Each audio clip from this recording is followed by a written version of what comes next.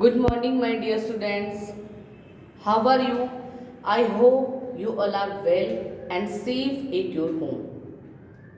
So, students, today we will start new chapter in history, chapter number 5th, Early Empires.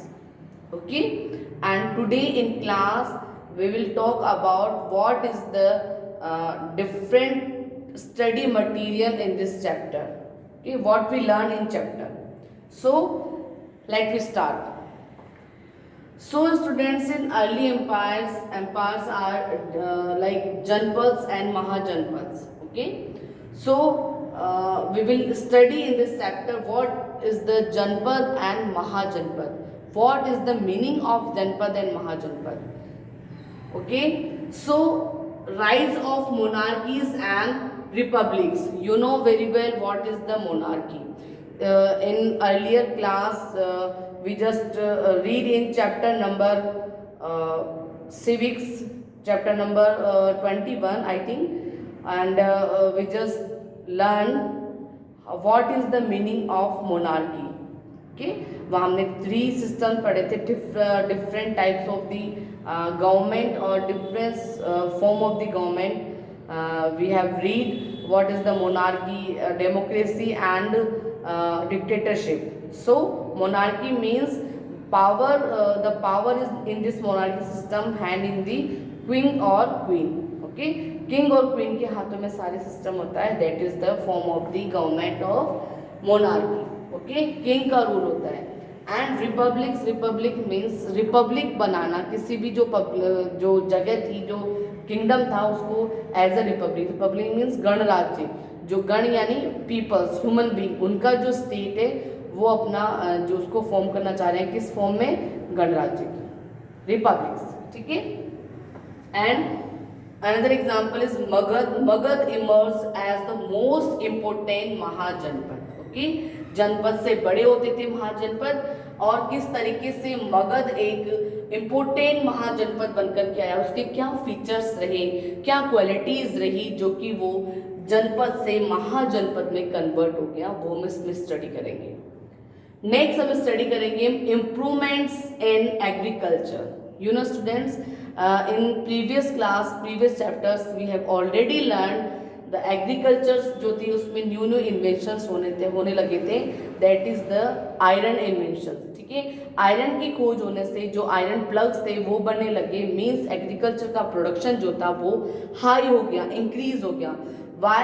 Because जो wooden के plug होते थे वो जल्दी डिस्ट्रॉय हो जाते थे, उसमें जो कीड़े वगैरह थे या फिर और भी कई तरह की प्रॉब्लम हो जाने की वजह से वो नष्ट हो जाते थे, डिस्ट्रॉय हो जाते थे. बट जो आयरन प्लग्स थे वो स्ट्रोंग होते थे, काफ़ी अंदर तक, डेप्थ तक वो जो लैंड होती थी उसमें जब प्लगिंग करे थे वो काफ़ी डेप्थ तक जाते थे. सो हर तरीके से जो आयरन प्लग्स थे वो एग्रीकल्चर के लिए वरदान थे. ठीक है. So use of iron and use of techniques. ठीक है, आयरन का इन्वेंशन होने के बाद में उसके डिफरेंट यूजेस होने लगे in agriculture field. Like paddy transplantation. Paddy transplantation means जो पेडी की जो एग्रीकल्चर था उसको उन्होंने क्या किया, ट्रांसप्लेशन करना भी सीख लिया, मोर प्रोडक्शन उन्होंने सीख लिया. सो इस तरीके से इम्प्रूवमेंट्स इन एग्रीकल्चर फील्ड में हम ये सब चीज़ें इसमें स्टडी करेंगे.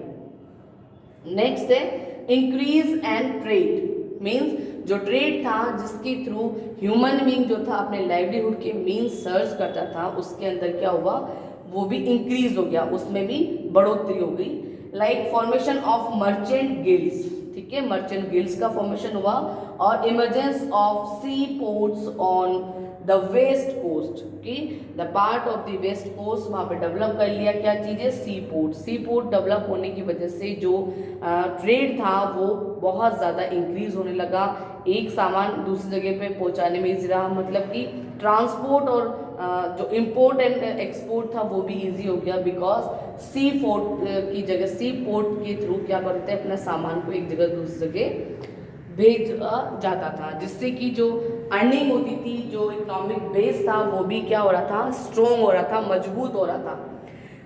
इसके अलावा एक अनदर पार्ट हम इसमें स्टडी करेंगे, that is religious changes. Okay, what are the religious changes in early empires? वो भी हम इसमें स्टडी करेंगे। उसके अंदर हम स्पेशली स्टडी करेंगे varna system, rise of Jainism and Buddhism.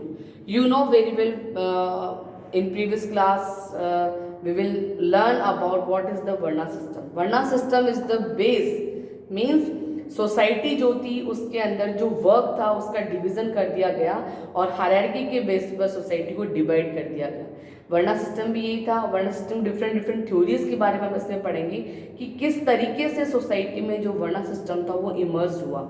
ठीक है, जो वर्ना सिस्टम था वो आगे जाकर किस में कन्वर्ट हो गया। वर्ना सिस्टम एक ओपन सिस्टम था सोसाइटी का, जिसमें जो पर्सन जिस तरह का वर्क करता था उसको उसी वर्ण की कैटेगरी में रखते थे। Means social stratification, social hierarchy maintain करने के लिए जो वर्ना सिस्टम था उसको फॉर्म किया गया था, ताकि इजीली हर एक वर्ण अपना वर्क परफॉर्म कर सके और सोसाइटी में एक बैलेंस मेंटेन हो सके। इसके अलावा बुद्धिज्म एंड जैनिज्म जो रिलीजन्स थे उनका भी इस टाइम पर उदय हुआ, और जो जैनिज्म एंड बुद्धिज्म थे उनके क्या मेन टीचिंग्स थे, मेन थ्योरीज क्या थी, या वो रिलीजन्स किस पे ज़्यादा फोर्स करते थे, ह्यूमन बीइंग की लाइफ में क्या चेंजेस आए इन दोनों रिलीजन के आने से, वो सब भी हम इसमें स्टडी करेंगे। वर्ना सिस्टम का क्या इफेक्ट पड़ा सोसाइटी में, ह्यूमन बीइंग पे, स्पेशली वुमेन्स पे, वो सब हम इस चैप्टर के अंदर स्टडी करेंगे। किस तरीके से जैन धर्म एंड बौद्ध धर्म के आने से जो सोसाइटी थी उसमें क्या क्या चेंजेस आए, जो सोशल इवल्स थे या सोसाइटी का जो डिफरेंट अलग अलग जो पार्ट थे उनके अंदर क्या चेंजेस आए, सोसाइटी में जो हायर कास्ट थी और जो लो कास्ट थी उनके बिहेवियर में क्या चेंज आए, जो जैनिज्म एंड बुद्धिज्म रिलीजन जब उभर करके आए। सो अर्ली एम्पायर्स में हम इन सब चीज़ों का स्टडी करेंगे, जिसमें कि ऐसे हम मोनार्की एंड रिपब्लिक्स का राइज हुआ उसकी स्टडी करेंगे। आयरन जो था एग्रीकल्चर के अंदर किस तरीके से इम्पोर्टेंट था, उससे क्या क्या इम्प्रूवमेंट्स हुए उसकी स्टडी करेंगे। पैडी ट्रांसप्लांटेशन से उनको क्या बेनिफिट हुआ उसकी स्टडी करेंगे। Then increase in trade, trade को किस तरीके से इंक्रीज किया, डिफरेंट डिफरेंट पॉलिसी या डिफरेंट डिफरेंट टेक्निक्स क्या रही उनकी स्टडी करेंगे। और लास्ट हम इसमें स्टडी करेंगे कि जो वर्ना सिस्टम था उसका सोसाइटी पे क्या इफेक्ट आया, और जो नए दो रिलीजन आए Jainism and Buddhism, what is the effect of the society on the society, तो हम उसको भी इस चैप्टर में रीड करेंगे। So that's all for today. Next class we will discuss next topic. Thank you and have a nice day.